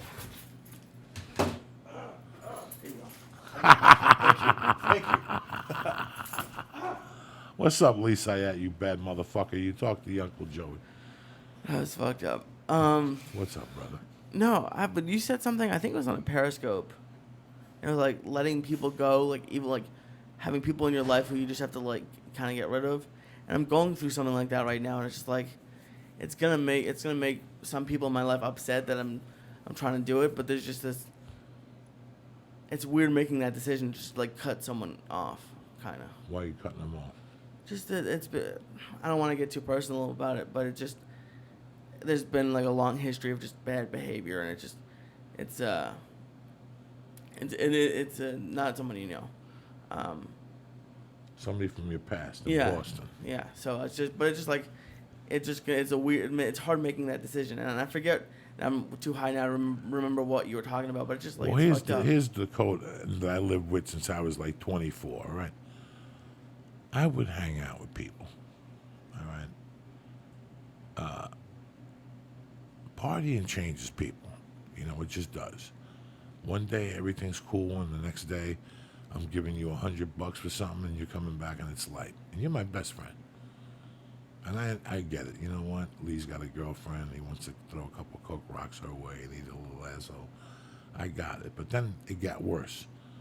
You know, whatever. And you could be mad at somebody for something like that. It's an addiction thing. That person still loves you. They're going through something, you know. But then I had a friend one time in '84 that I was dear friends with. And they're on Facebook now, and from time to time he'll like something. But he hasn't creeped in yet, and I Right. don't creep with him yet. You know. All right, I'm back. But I'll never forget how God, that felt great. that was one of the first friends I had that brutally hurt me. He didn't know about it, but I made a decision one day, and I made it based on this. I said, that dude used to look me in the eye and tell me he loved me. You know? When somebody loves you, they can't act that way. And it makes everything easier. And I stopped fucking around with that dude. And like I said, he friended me on Facebook. He lives somewhere different now, you know. And I never forgot him. I used him as an example for other things because I really liked him. My life really changed after I stopped hanging out with him. He was one of the original guys early on when I was like 16, 17, 18 that I was in contact with all the time. He didn't live in North Bergen, you know. But that was one of the first guys ever. In '85, I finally goes, that's it. And he hunted me down in '88, and, oh man, I heard you got arrested. And he would giggle. I'm like, you motherfucker. And then I got a call one night from him. And what had happened was, Lee, you know, this is the type of people he was. He would show up and give you some of this water. All right? He'd give you a brand new water. Taste this. You taste the water. And then he'd go, you know what? I got 4 other ones. Okay. But you should have called me and told me you were bringing me 4 other ones. I don't need 4 other ones. And then he'd go, all right, here, take these. And I'll come back on Tuesday and collect the money from you. But at that time, he had so much money, you wouldn't hear from him for 2 months. And then one day out of the blue, he'd call you and go, you got that $3,000? No, I don't. That shit is gone, long gone. I called you 18 fucking times. That was 3 months ago. Where were you? He got into a situation where he came to see me in Colorado. And on the way out, he goes, oh, man, I forgot I got this blow on me. You want it? Yeah. All right. He goes, Tia, take it, and we'll figure it out later. And about a month later, he calls me. And he goes, I figured it out. Just let's do like $1,000. And I'm like, $1,000? Listen, this is what you give away every night. That's how much money you got. But I was wrong, and he was right. But it was just for all this shit he had done over the years. And then I didn't talk to this guy for 20 years. Do you remember MySpace? Yes. I used to do a blog. Oh shit. I love that blog. And one day, I wrote a blog about him. And guys, I left. Like, I used to write on Monday and then go swimming and lift weights. Yeah. I was really fat. And I would come back, and one day, but never, you know, when you don't hear from anybody, like, nobody I hung out with knew where he was, nothing. Right. Guess what? I get back to my house. MySpace this is message. before he sent to my personal email. And he's like, how you doing? This is who this is. Can you give me a call when you get a minute? What? And I called him up, and I go, what's up, man? He goes, everything all right, man. Great to hear you're doing comedy, man. I'm happy for you. Me and my kids saw the longest yard, blah, blah, blah, blah, blah, blah. And then he goes, hey, man, you wrote a blog about me. What the fuck? And I was like, let me ask you something. Between you and me, did I lie on that blog? And there was silence, because I didn't lie. I told everything. I got a memory like a whip, especially when people fuck me. Yeah. And he was like, no. He didn't say no. He goes, well, whatever you want to believe, good luck to you. And then years later, I found out that I was going to do Rascals in New Jersey, and a bunch of my friends showed up. And the reason why a bunch of my friends showed up is because he told them he was going to come down and hit me with a stick. What? This is 98, but I found this out in 2009. Oh, shit. So that's, but listen, man, some people you just, there's certain things that people do that if they get in the way of your livelihood, you got to cut them off. You got to cut them off. You have a wife and a kid. Yeah. This isn't us, people rat on you. What are you going to do? Hang out with them? Somebody hits on your girlfriend. What are you going to do? Are you going to talk to them and take them out to lunch? Hell no. You went to Take the him out the bathroom. subway. Yeah, take them out the subway and sneak out of there all creepy and shit. With a big. I drive there and I kid run said- home. The kid said you look like a pervert walking out of one of those peep shows. That you have a big smile on your face, but you hold that sandwich close to you and shit. He's like, I got a 6-inch. Fuck you. I always get a 12-inch. Oh no, 6-inch. please! He gets the 12-inch, the cookie. I don't get the cookie. The cookie's Don't 220. lie. Don't The lie cookie's to 220. Can't get it. 220 cal. How many carbohydrates? I have no idea. All right, you're looking good, dog. What are you down to? 98 pounds. 93. You don't think 93? You gained weight. No. You were at 96.8 No, last I week. wasn't. Yes, you were. Don't lie to me, cocksucker. I wish I was. It's gonna be a year on the 20th. So you From got- when I started the diet. So you got 4 days, 5 What days were you to at your lose. What were you at your heaviest? 315. What are you at now? I have no idea. Like, Look at his head. It got all small. I know he looks. When little Grudge bit- Match came out, Yeah, he looked yeah. Chinese and shit for a while. Oh, People dude. were bowing and shit. I have I'll find the picture. I have a picture from when we went to Austin with Ookie Spooky. and my face was like smushed. It's creepy. So like, yeah. Don't put it away. I don't want to see it. You don't want to see it? It's creepy. Yeah. Like, No, don't fucking show it to me. All right.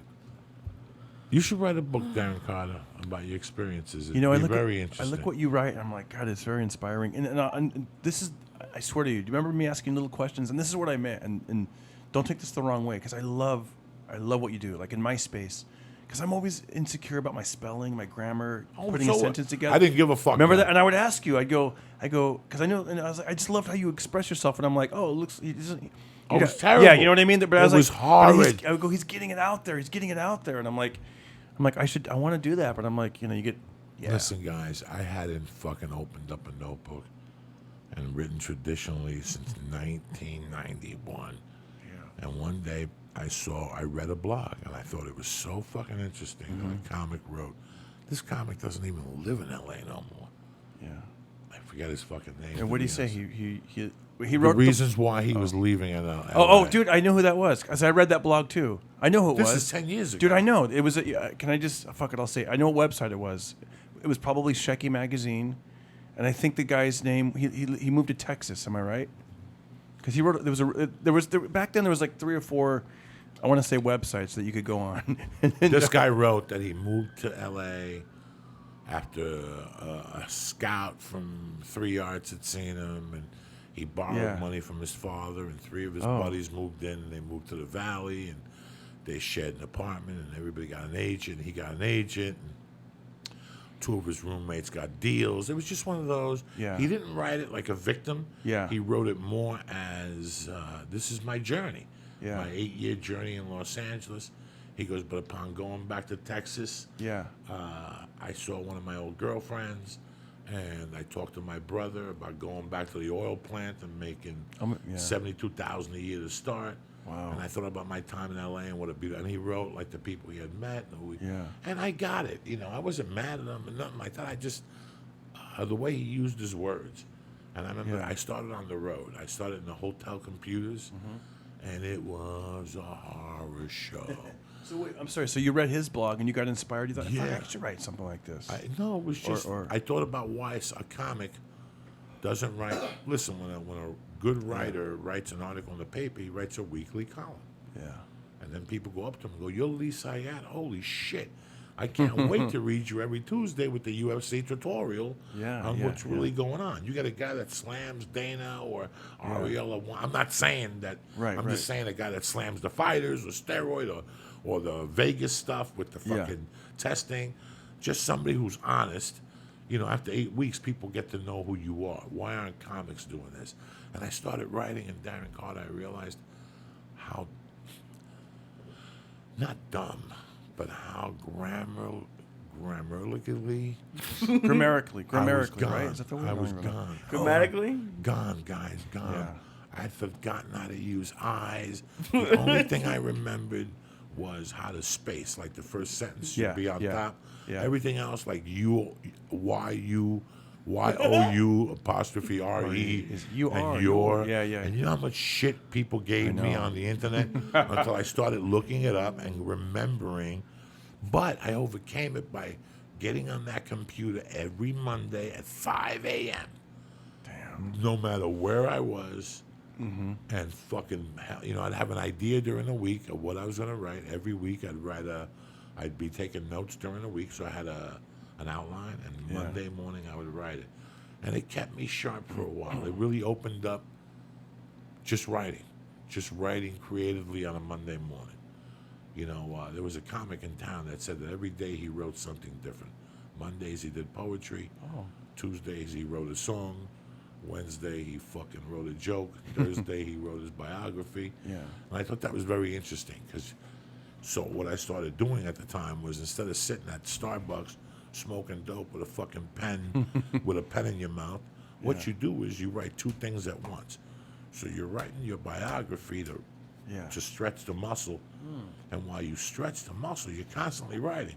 So you're not that hour, you're just not there staring into fucking space. When you write, do you write pen to paper or do you go to keyboard now? I'd rather prefer the fucking pen to paper, but then I gotta be a fucking monkey and put it back up there and then figure out what the fuck I wrote when I was high.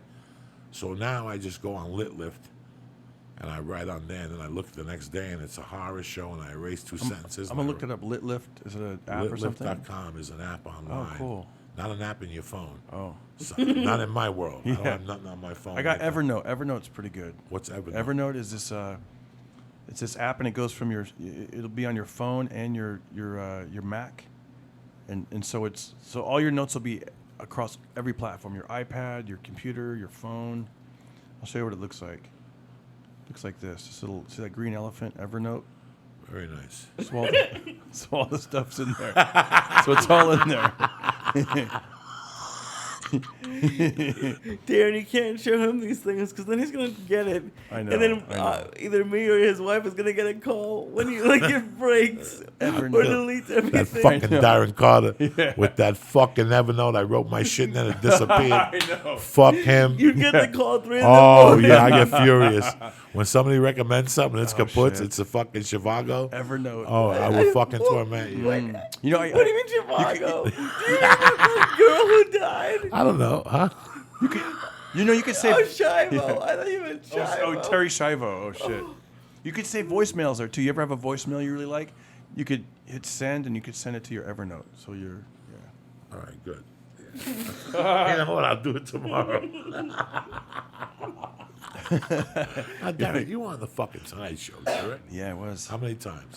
Unfortunately, I did it once. With Only Jay once. Leno. Yeah, Jay Leno. Did he like you? He did. Jay Leno went. Yeah. He liked me. It was great. It was the best. Where did they discover you? They saw me at the Ice House in Pasadena. I didn't even know I was showcasing. I wasn't showcasing. They just happened to see me, and at the time the talent coordinators, they go, you know, you almost have a set. They go, you need like just 2 more minutes. 2 more minutes and you could have a set. So they worked with me on this set for like a year, and honestly, it's like it was actually pretty annoying at the time because you know you're killing Joey. You're gonna go up, you're gonna do your set, and they're going every single word, you know, like every single word, and I don't think that, you know, like I would do a certain joke and they were like, that doesn't make like I used to do this joke about, because I'm a redhead guy, and the joke at the time was, I go, hey, you guys ever heard the expression slap you like a redheaded stepchild? And then I'd look all sad. I have. So at the time it was cute, and you know. And the guy goes, I don't get, why would you be slapped like a wet-headed? I go, no, wet-headed, red-headed. I'm like a red. You know, he never heard the expression. I did a joke about I'm just whatever. It was like I felt like I was trying to convince them, like this stuff works. Trust me on this. And then they were like, "Well, you should probably say this. You should say that." And I played the game. I did the show, and it rocked. It rocked. Yeah. You bad motherfucker. Yeah.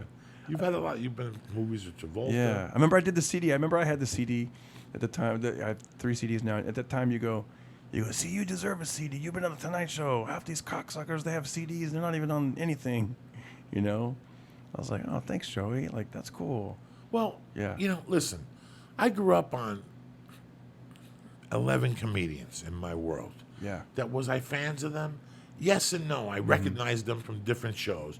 David Brenner, Red Fox, Freddie Prince, the one chick. I knew, Steve Martin, the other guy. Who the fuck knows? I like ba ba ba. And I would go to a store and I go, let me see who's got albums.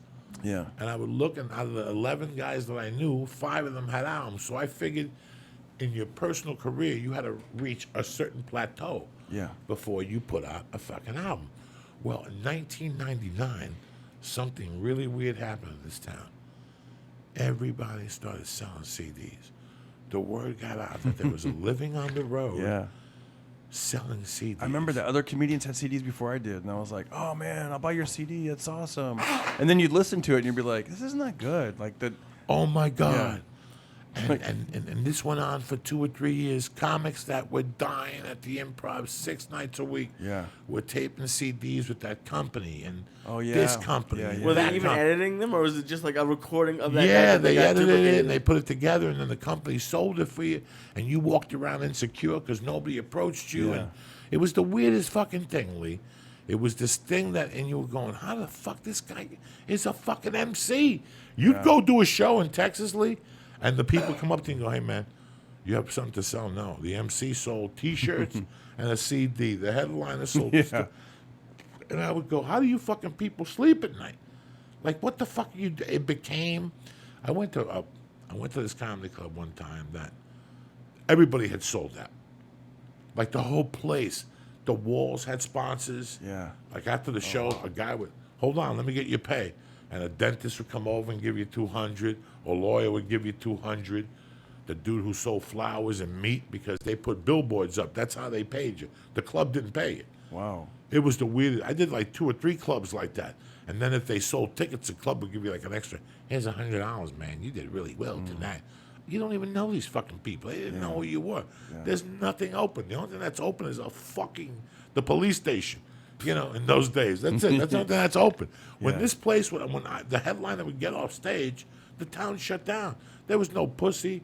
The hotel, you had to ring the bell, and some lady answered the fucking... You have no idea, Lee. It sucked back boring then. town. And you know what? No, not only... And back... That was pretty... We didn't have cell phones back then. You go on the road, you just got like a bag of quarters, maybe a calling card, Calling cards. I gave those people $500,000 million. You call your answer machine if it rang once. Wasn't it something like if it rang 4 times, then no messages. If it rang once, you have a message. I mean, all this bullshit, But yeah, with sponsors and stuff. It was comedy became something else, and I didn't crack. I didn't crack till Vic Dunlop came to me with his company out of Las Vegas, Laughing Hyena, whatever the fuck they are, and we did that CD at the Ice House, and they gave me $15 a minute. And I remember sitting there, Lee, stretching that motherfucker to death. I ran that light. I did a fucking hour and a half. Yeah. And when they called me and said, I remember them going like 46 minutes, and I'm like, my head just started clicking times $15. That's great. That was like a huge paycheck for me. And then they gave me 100 CDs to sell. I threw them away. I didn't sell one of them. Wow. And they were like, hey, you want more boxes? Because I think the first deal they gave you, but then the second they charge you $8.99. God, I heard. And you sold them for $10. People were doing that. Oh, my God. It was terrible, Lee. So I said, you know what? I ain't selling no more. And they started selling them at truck stops and shit. Yeah. It was just awful. I heard Jeff Foxworthy's You Might Be a Redneck. His first one was they gave him $400 for it back in the 80s. And then that shit went on, He's famous from that. You might be a redneck. The guys that gave me my CD deal, the first one was the Lane Brothers, up in, did you ever do Planet Gemini in Monterey? The reason I did is they used to be recording artists in Canada So they had it all set up in the club.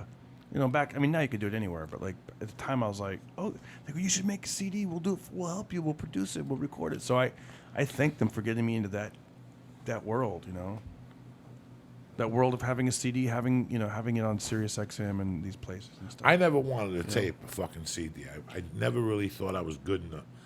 When I taped those CDs, I can't lie to you, early on it was for coke money. I looked at it just for coke money and to send child support or whatever fucking necessity I had in those days, you know. Yeah. It was never, to me, I wasn't going to hawk it, so it wasn't going to get out there. Why in wouldn't you my sell world. it? Are you fucking kidding? That's not what I want to do. I knew those things were shitty. I just went up there to, like I said, I would sit at home. I'll never forget sitting at home. It was a Sunday night show, and they wired the Ice House. And sitting at home and going, I'm just going up there and throwing an hour and a half together, and hopefully it'll keep an hour. Like an hour was like $3,000, Lee. They were going to give me a check for. But I got 47 minutes or something, and I forget what the fucking figure was. But I wasn't thinking from an artist standpoint. I was thinking from a junkie's fucking standpoint. You know, I sold 2 of them like that. I did 2 of those deals like that. That somebody made a lot of money. We did the thing at the Ice House, the Latino something festival. That got sold over to the dude already had them sold. He sold 400,000 the copies. K Locos thing? Before K Loco. Payaso Comedy Slam? Before Payaso. This is 2002. They gave us $1,500. At those, again, Lee, $1,500 in my world in 2001, 2002 was $20 fucking million to a normal person. They said, well, they'll come up to the Ice House and they'll fucking tape. It was done through Jan. Jan ran the whole deal. That's why when I got mad, I almost sued Jan.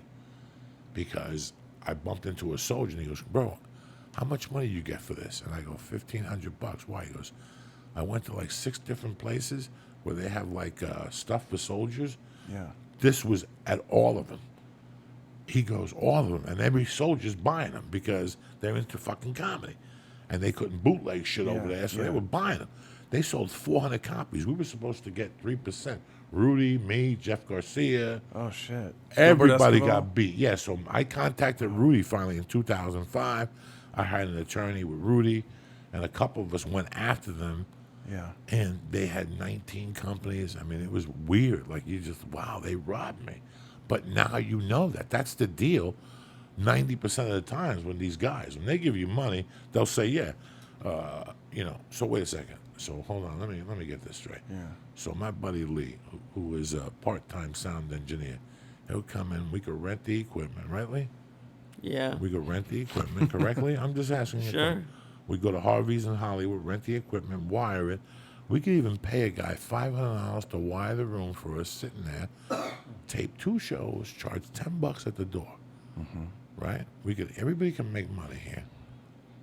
And then you guys take it, clean it up, take a picture of me, send some fucking 8th grader to take a picture of me with a phone, with a ukulele. You put some graphic designers for another $100. You're on a CD. And you have a CD. How much is a case with the CD now in Hollywood? What do you get for 1,000? Oh. 1,000 of them you could get with taped on them, okay? You know, Lee Syatt, you, me, and Darren could wire someplace that we get for free. And guess what? You're going to charge the comedian right off the bat. Yeah. The comedian, you know, the right, very guy that recorded it. It's amazing. So we could do this for $3,100, but when you get the bill from them, they're like, oh, no, it cost us $22,000. That was a guy from Warner Brothers that shot Jurassic Park, the first one. He won an Academy Award. Not really him, his brother. But he lives under his identity now because the brother went to Mexico. And you're sitting there listening to this going, wait a second. There's multi-channel I have recording friends that and- tape this shit for $3,000. What are you telling me $36,000? So even though they'll sell 400,000 copies, they're telling you that it was, oh, yeah, but it cost us $325,000 to produce it. Tell me, like what that company tried to do. They tried to hire you for $18 an hour, half what you usually make, and then pay us no money. They want to pay you wholesale and pay us wholesale, and that's how they make a shitload of money. And they release a CD and a DVD of your special and bang it out for $20. And they tell you the same thing. It's like when you get a book deal. They give you $100,000 advance. On your first book, you're not going to see another fucking dollar. You're not going to see another fucking dollar. On the second one, Yeah, they'll start sending. And then if you become Stephen King, Yeah. they fucking Yeah. walk the check to your house and rub What do your you think nuts. you'll do with the book? Because I know you're writing a book. Are you going to self-publish or go through a company? Or I do you don't know. know. Yet? I don't know. I have a Because guy you think I'm about working that, with. right? You think about Gordon, absolutely. everything you just said. You're like, man, if I, because you have an operation and people love you, they know you, and it's like, Or you have a thing online and you want to do the. Listen, Yeah. you walk into a bookstore, you see the book you wrote for $22.95. yeah, And you didn't get a dime from that. Meanwhile, you could put the book on for, and you know that the people that work hard, they're gonna look at this book and go, Joey, we're gonna buy it for you, but $22 for a soft cover? Who the fuck are you? Who the fuck are you? Well, meanwhile, you can put the same book out with pictures and a little bit more intimate. You know, these are your fingers type deal. You can charge $5 on an ebook, and people love that shit. Yeah. Yeah, they want to order the soft cover. Lee's the fucking in charge of the soft cover production. They'll staple it for you. yeah. You'll even get to watch Netflix. You'll even get to watch your show. You just sit there stapling Let it me as get you're some watching shout Orange outs is the New so we Black. Get the fuck out of here. Gracie Barra Leeds, thank you for listening. Sovara, happy birthday, whatever the fucking name is. Quinn, I love you, cocksucker. Patrick DeGea, whatever. George, Harry Henderson, Noah Rao, and John Shute. I don't know who the fuck these people are, but I love you. Don't forget, I'm going to be at Wise Guys this weekend in Salt Lake City, and next weekend, Laugh motherfucking Boston. You know what I'm saying? Where you still travel a lot, my Still brother? travel, yeah. Twitter at Darren Carter. I put my dates up there. My website, DarrenCarter.com. I'm going to be Thursday, July 2nd. I'll be at the Ice House with Steve Simone, stage 2 at the Ice House. And I'm at Flappers this weekend, Father's Day weekend. Look Friday, at you. Saturday, Sunday. Look at you and then shit I'm right do- there in your backyard with the Christians jumping Yeah, up and down. yeah. Then I'm doing Texas. Speaking away of free hyenas. tickets. Yeah. Are you going to Hyenas? Yeah. Randy's he's got one He's club. still around. No, he's got 3 of them now. I'm Where? gonna be in Dallas, Fort Worth, and then he has a new one in the, I don't know what part of town. It's like they say it's the wealthy area, wherever that is, Frisco. Or He's done well for himself something down like there, that. but the condo they put you in Dallas. Yeah. Oh my Well, God. it's a I hotel. got some It's a good- hotel now, so I don't know what it was like back I got then. some but- good fucking blow there. The bartender was dirty and white. Oh, she Yeah. was hotly dirty and white. And she had a dirtier boyfriend. And he used to sell her Coke for like $10, and she'd give it to me. And right behind her, there was a black dude that cooked pork chops. And he put it on white bread. And he had the hot sauce with the crust around it, black hair and shit. You didn't give a Damn. fuck, Lee. You just took Getting that hot hungry. sauce, and he'd have cans of soda for $1. Fuck, I'm hungry. A pork chop fuking sandwich outside the comedy Lee, club. let's go to Lee. Subway. No, don't take him to Subway. Leave my buddy alone. He's got turkey at the house now, correct him? I can't. I'm not gonna eat tonight. Why not?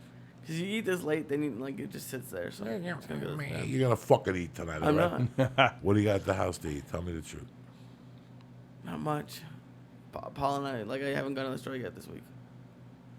So Sure, you're right. You're big money. He's at lunch, dinner, eggs. Eggs for everybody. Fresh squeezed orange juice. Thanks for everybody. He's a big shot, Lee.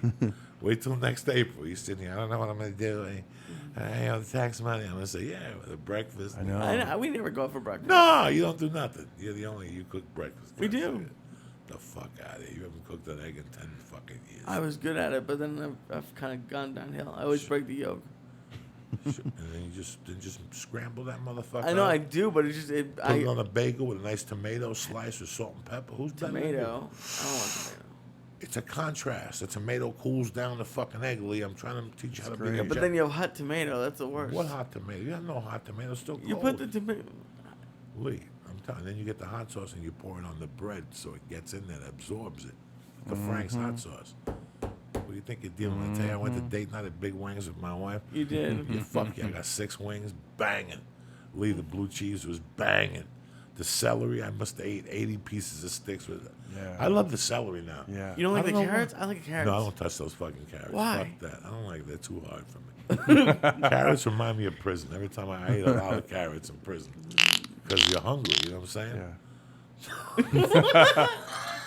Run, Jeremy, back. That's the same thing I thought about. Like, oh no. Ron Jeremy would play the harmonica in between. Fuck it. That was a weird show. What did he do? Ron Jeremy, he came in with Dennis Hoff, who I love. You know what? That book is at the top of the desk, and every time I'm gonna fly, I'm gonna take that book to read, and I always forget. I gotta take it. I gotta put it in the fucking bag and read it. Darren, you've been around this town for a long time, and that right there, that's a talent. That's what people don't get in this town. That you're gonna have highs and lows, and what burns me up about this town is, since we've been here, a lot of people have come and gone. Yeah. People with big dreams that cornered you at the store with 3 drinks in you and told you how CBS was going to give them $600,000, and you're sitting there looking at these guys going, wow, this guy really believes this. And then one day he disappears, you know, and to think we're still here.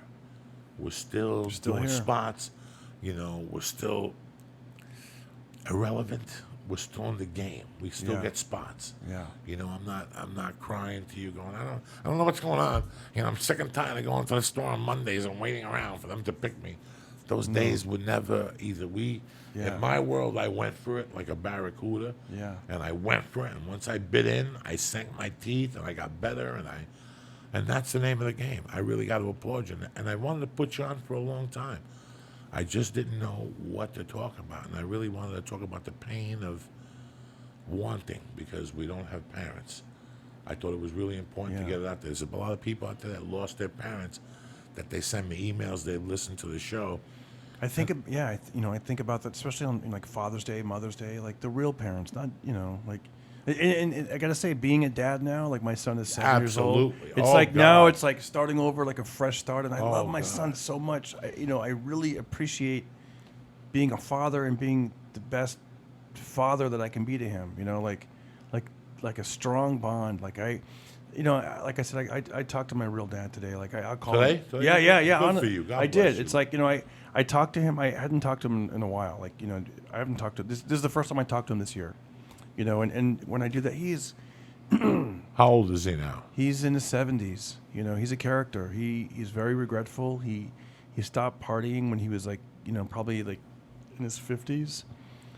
So he said he got his life together in his 50s, and he's a character, man. I like him when I do. But it's not a father though. It's like a character. It's like a friend or like he is my dad, but it's he'll tell me these stories and I'm like, it's entertaining, but I'm like, you know what I mean? Like, come on, dude. He went to fucking San Quentin and and these bar fights and stuff, and how they, he used to be not a bounty hunter, but a collector and all that kind of stuff. It's weird. Like I'm a very, that's the word, like docile. I'm Peaceful. peaceful. That's the word. And then this dude is like when he was, a big, just a crazy biker guy, but now he's calmed down, and so yeah, I talk to him and stuff, and I do have a little bit of I do have a connection with him, but I got to say with my son, that's a whole other world, It's Like, important every for time I me, see him, too. my son, several times a day. I mean, he probably thinks that I'm weird, but I'm like, Austin, give me a hug. Just give me a hug, And I hug him all the time, a lot. I love hanging out with him. I love being his dad, and it's when you talk about mercy, it's like I love it. It's a new beginning, right? It's been very interesting, and it's been very interesting what I've learned about myself by looking at her. Yeah. Do little things. I'm like, Jesus Christ, that was me. Tonight when I left, she had a backpack on, a hat, glasses, beads, 2 binkies, a bottle, and a thing of cereal in a container. And she was trying to climb up the bed. And my wife looks at me and I go, Terry, you act surprised. I knew it. I've known this for a couple months that she's out of her fucking mind. Yeah. And I love it. And Yeah. in my world, I'm not going to fight what she is. She's already, I can see where we're going. It doesn't take a fucking genius.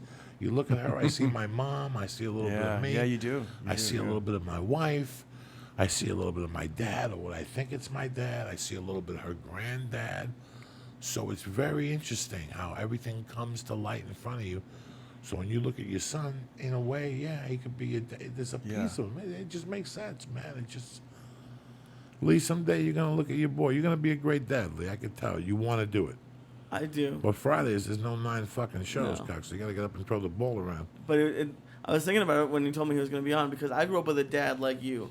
My dad worked nights all the time. and on like weekends, and like I noticed it. I was never like upset. I never really cared about him not being at sports or things, but I noticed that you guys do make an effort to like really be there for your kids, and it's like with that kind of job, there are going to be things that you're going to have to miss, which sucks. But it's like you have to gauge how much it's going to affect them. I've said it once. Yeah. I've said it 1,000 times. There's no perfect parent, and there's no perfect book on parenting. But once you have a child, unless you're fucking retarded or an imbecile, you immediately, as you're raising your child, you see the holes. You know your mom tried, but she was a new mom. So now you have a chance to fill the holes that she didn't. Because now you know what you think you needed. Yeah. Are you with me sometimes? You're like, Yeah, you know what? yeah. He needs his hug because I didn't get that hug 8 Right. times a fucking day. Yeah. You know, I didn't have somebody to look at me every hour on the hour and go, oh, you know, I love you, right? Yeah. And they look at you, they don't know what the fuck you're talking about. But eventually, I don't know what the fuck you're talking I about. think so. Yeah. Okay, and you're going to irritate them, but you got to remind them. So on the way out, if something does bad happen to you, God forbid, he's going to go, you know what? The last time I seen that kind of stuff, he told me you love me. So after you go, yo, go in your room, pick up the fucking room, and pick up that pencil and do your homework. Daddy, I don't love you no more. And right away, I got to go. You knock on the door. What? I don't want to talk to you. Just remember one thing. I love you, cocksucker. They always know that. That's the doubt I had about my dad. My mom, I know my mom loved me. I could never sit to one of you guys and cry and say she did the things she did because that, you know, she came from a family of 9 and they lived in a fucking bedroom. Yeah. So she never wanted me to be poor. So she gave me my own bedroom. She went out of her way. And that's what we do. We try to get, and it's such a cliche. It's such a cliche, you know. You want your child to go to college, even though you sit here and go, it's 2015. Kids are getting fucked in the ass already to go to college. You know, what's it going to be like in 2035? You're going to have to suck 18 dicks just to get in admissions, and your daughter's going to have to do porn, and your son's going to be, you know, how much is it going to cost to put your son in college in 20 fucking years? If it costs this now, how much more overpopulated? But you know what? We don't have to worry about that right now. Darren Carter, I love you, cocksucker. I love you, man. I love this podcast. Thank you, man. I love it. This is one of my favorite ones. I listen to it, and I'm like, God, you guys motivate me. Like that thing you said about getting up early on Mondays, just take the world by the balls. No, what are and you going to do? What are you going to know. do? Sit there and, Don't get me started, Lee, because I'll karate chop. You know I love you, Lee, but I had to say that to you because, you know, you were here. I need Gitas. Forget it. Every day, everybody needs Gitas every day. The first thing we do as part of church members, we got a responsibility to our families, our friends, our habits, our coke habits. Whatever habit you have, you have a responsibility to it. So the first thing on your plate every morning is Gitas, because long and gone, when everybody else is gone, at least you're going to have that half a yard. And if you're good at what you do, it'll take you 2 hours to make that half a yard. But there's no way in this world today, if you're trying to get ahead on a Friday, can you sit there for 22 hours and watch TV? Did you go to Subway that day? No, we didn't go to Subway. You only left to eat, didn't you? No, we go to the gym. No, you went to the gym. Joey, see what I did on the back of these CDs? I did that as a sort of a gift to myself and my son. I put them on the back of each one, just because I love them so much. That's very nice. Isn't that cool? Look at me giggle. Yeah, that's because you Carter. left. Stay-at-home stripper, Armenian farmer, That's right. chocolate dyer, Snoop Lion. You're a bad motherfucker. Who produced these? Judy Brown? Hell no. Fuck that dirty bitch. Look at that. No. She's over there taking more money, more money, more money. More money. 15%. She wants to book you in Ontario. What the fuck? Oh, God. What happened to Irvine? You know what I'm saying? Lee, what's up in your world? Talk to me. What's on the agenda? I might be going to Toronto this summer. I'm really excited. You ain't going nowhere, right? You haven't even got clearance from Uncle Joey. You can't go nowhere. You listen, you're Jewish. They got Nazis up in Toronto. They No, get they you. don't. They got good people They in Toronto. stab you, and then it's all over. Who you going up there, Stamone? Yeah. All right. And it's a pot place? Yeah, he's going And to do what- that, but I'm going to do a live flying to radio and Nice. podcast seminar. A live flying Jew radio. You and Simone? Well, Simone, maybe, but then also the since my podcast is about like younger people doing stuff, the promoter is going to be on it. So I thought like young comedians could come and like hear it from the promoter's point of view. At least I am making I like moves. that. He's got to think, what were you doing at 25? I like Well, it. that's what he's trying That's to cool. do. Lee, is That's get cool. people.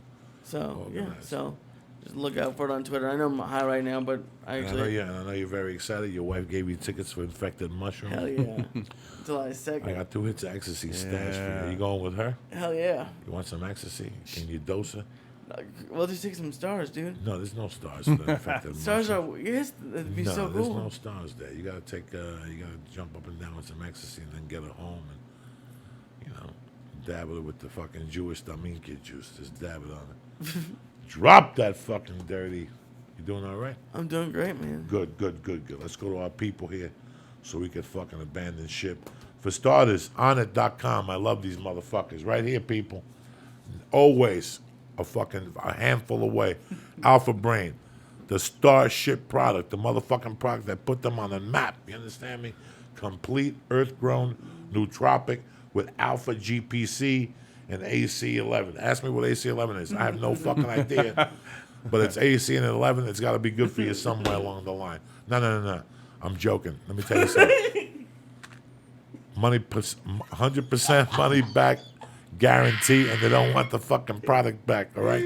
That's Onnit.com for you. Go to Onnit, see the great selection of other health supplements that they have, whether it's the Shroom Tech, whether it's the New Mood, whether it's the hemp protein, whether it's the tea, testosterone to get you recovery and stuff like that. They got an assortment of things. Don't listen to me. I'm a fucking moron. Go to Onnit.com. Do me the favor. You know, I'm here on a Monday night with you cocksuckers. Go to Onnit.com. See the great selection of the tropics, whatever they got. Go into the box and press in. Church. Boom. And get 10% off, all right? You also got the fucking Stay On It program where they mail it directly to your house on the first, no drama. You can put it on your card, however you want to do it, all right? Number 2, you thinking of quitting smoking, or you thinking of walking around like Johnny Bananas? Hit these cigs. They got a cigar, 1,200 guaranteed hits, and they also got other e-hit cigarettes from 0 to 24 milligrams. It goes down to 16 and 8, all right? But the most important thing about Hetty Cigs, 1,200 guaranteed puffs. You're sitting there going to 7-Eleven, hanging out with those ISIS motherfuckers, buying those Israeli fucking e-cigarettes. Wait till one of them blows up in your fucking eyeball, and you got a patch. That's what happened to the guy that sells me hash. A e-cigarette blew up in The his... one I drew. The one I Jew. And it didn't blow up here, blow up in Belgium. He was hanging out some oxygen. I don't know what the fuck happened. I don't ask questions. But anyway, if he would have went with these 6 cigarettes, he would still have 2 fucking... He would still have 2 fucking eyes. You understand me? My point is, go to hitty6.com right now and look at the great selection of flavors they have. But most importantly, tremendous e-cigarettes and cigars. Go to the box and press in. Joey's Church. Boom! And get 20% off. No, 5 for 50. 5 for 50. I'm sorry, 5 for 50. Who the fuck you think you're dealing with? They're usually $19.99. We're gonna give you 5 for 50. Get a cigar and get the 32, the 26, the 8, the 16, and get the 0, cocksucker. All right. Now that we got that over with, how about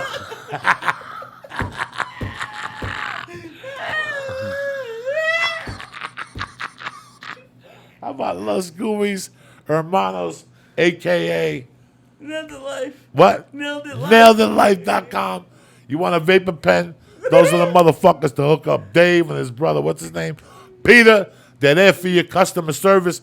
In fact, some kid hit me on Facebook the other day. I got to hit him back. Something happened with a vapor pen delivery. I don't know. Something happened. I don't ask questions. Got nothing to do with me. Anyway, go to NailedItLife.com, a.k.a. Los Goomies Hermanos. They're not going to send you fucking Los Goomies Hermanos in the mail. What they will send you is a vapor pen, and you can make your own vapor. Take a chance. Columbus did. Right or wrong. Go to Discovery. I don't fucking know. They got the best vapor pen in the market. Guaranteed. And if something happens, they'll send you a new vapor pen. They're usually 50. They're giving you what? 20% off. Which makes it what? 40 fucking gazines for the best vapor pen in the market. Go to NailedItLife.com and press in. Joey Diaz. Boom! And get the best, and get 20% off the best vapor pen out there in the market. Also, Iron Dragon TV. Go to Iron Dragon TV right now and receive 2 classic martial art films. Go to the box and press in. Joey. Boom! and get 2 movies delivered right to your fucking house, all right? Darren Carter, the party Right or starter. I love wrong. you, I love cocksucker. that. You're going to be at the Ice House. Where else? I love you. Thank you, Dallas Highness. I don't know. It's on my website. You're a bad DarrenCarter.com. motherfucker, right? Don't eat the pound cake at the condo. I won't. Lisa, yeah, what's up in your world? You know I love you. Looking smooth tonight. Trying, buddy. As usual, you're a bad motherfucking Jew. Ain't nobody going to take that from you. You know what I'm saying? Well, listen Yeah, to I listen mean- to Paula on Flying G Radio then. All right, Nice. I love you. Got a couple of CDs. Stay at Home Stripper. It's on iTunes and Amazon. And that ginger's crazy. Look at fucking Did you say your dates, Joey? Huh? Did you say your dates yet? Something Yeah. about Utah. I'm in Utah this weekend. Wise Guys, Salt Lake. In the Valley, we're going to have a good time. Okay. This show was brought to you by onit.com. You gonna eat that Hershey bar? No, not right now. I'll wait until I have calories. Go to onit.com and use code word church to get 10% off all the great optimization products. Go to hitecigs.com. Better tasting, longer lasting. The proof is in the vape. E-cigarettes and e-cigars. Use code word Joey's Church to get 5 for $50. And go to naileditlife.com. Also Los Gumis Hermanos. And use code word Joey Diaz to get 20% off the premier vapor pen on the market.